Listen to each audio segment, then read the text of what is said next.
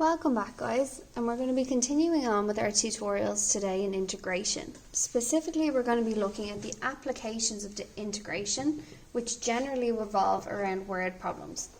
Now, when we were studying differentiation in calculus, we looked at problems involving distance, speed and time, or displacement, velocity and acceleration.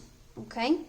We looked at how functions y usually represent our distance or displacement. Displacement is just another fancy word we use in physics to talk about distance, which are usually represented by the letter S in a problem.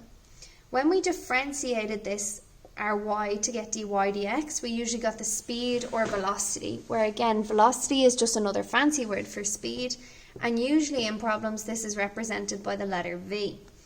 We differentiated it again to get our second derivative, d2y dx squared, which gave us our acceleration, which is usually written in problems using an a.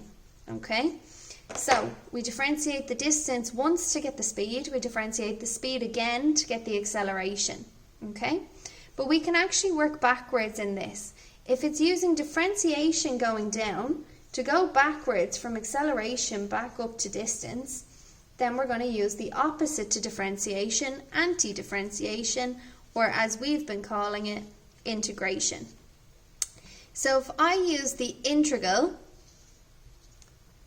of d2y dx squared dx, what it's going to leave me with is dy dx, which we know is our speed. Okay? If we want to go again, if I integrate our speed, if I integrate dy dx, with respect to x, it's going to leave me with y, which is going to bring me back to my distance.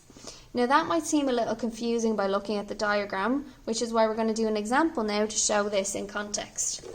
So if we're all looking at this problem here now, which is in our notes, okay, and just making sure it's fully visible on the screen. Here we go. Okay, so it says here, example 1, a body moves in a straight line. At time t seconds, its acceleration is given by a is equal to 6t plus 1.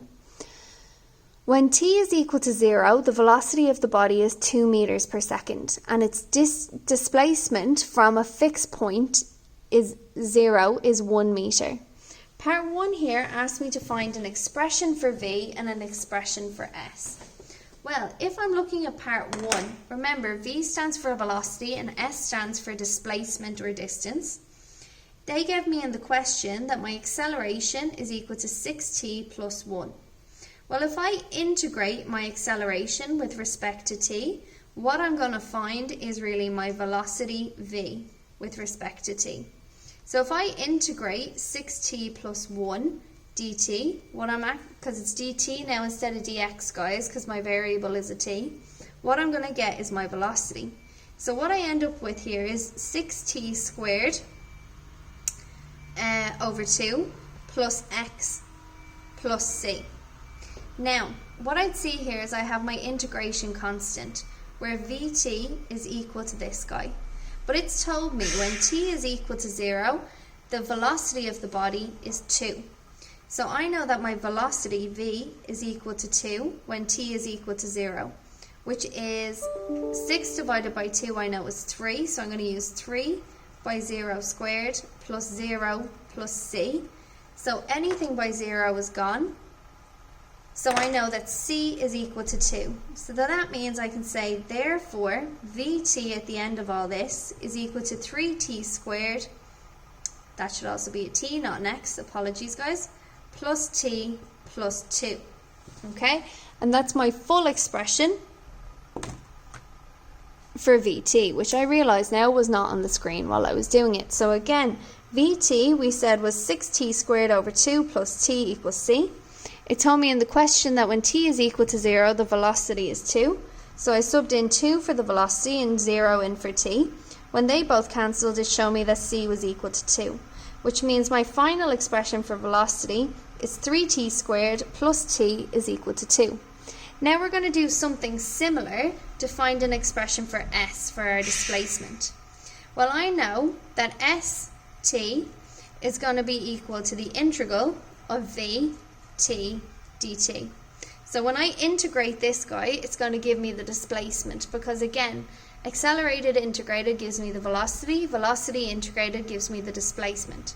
So what I'm actually trying to integrate is 3t squared plus t plus 2 dt. Which means when I integrate that, guys, I get 3t cubed all over 3 plus t squared all over 2 plus 2t plus c. Okay? Now I also know here that it says when t is equal to 0, its displacement is 1 meter. So instead of its displacement, I'm going to put in 1 is equal to 3 divided by 3 is 1 by 0 cubed, because t is equal to 0. Plus a half, 0 squared, plus 2 by 0 plus c. So again, all of these cancel here because they have a 0. That's being multiplied. So we know that c is equal to 1. So I'm finding my integration constant both times, guys. So therefore, s of t, we can now say is equal to t cubed plus a half t squared plus 2t plus 1. Okay? And that's how I found my expression for v, the velocity, and s, the distance, or displacement. Part 2 here says find the velocity of the body after 4 seconds. Now I'm going to move on to another board here, guys, because I'm running out of room. But we just found in part 1 that my formula now for velocity is vt is equal to 3t squared plus t plus 2. And they want to know the velocity at 4 seconds. So when t is equal to 4. So all I have to do here is sub in 4 for t. So I have 3 by 4 squared plus 4 plus 2. I know 4 squared is 16. 16 by 3 gives me 48. So I have 48 plus 4 plus 2, which means in total here, guys, I have 54, and I'm measuring velocity. So it's going to be measured in meters per second. Okay? Now, guys, again, there was a lot in this tutorial, so take a minute, go back over it, go back through it, add the notes into our notes copy, and then we're going to try some questions. Thanks, guys.